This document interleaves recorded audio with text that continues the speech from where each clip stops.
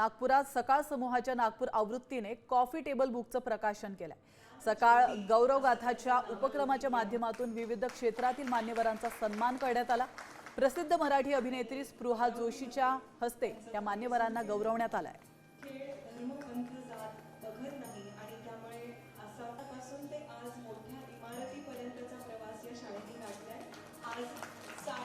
सकाळ माध्यम समूह हा कायमच वेगवेगळ्या सामाजिक गोष्टींना पाठिंबा देणारा आणि उत्तम गोष्टींचं कौतुक करणारा असा माध्यम समूह आहे। आजचा कार्यक्रम हा तनिष्का व्यासपीठाच्या बद्दलचा सुद्धा कार्यक्रम होता, जो उपक्रम मला वाटतं गेली 13 वर्ष चालू आहे आणि एक 20-22 हजारापेक्षा जास्त महिलांच्या यशस्वी गोष्टी या निमित्ताने समाजापुढे मांडण्यात आल्या आहेत।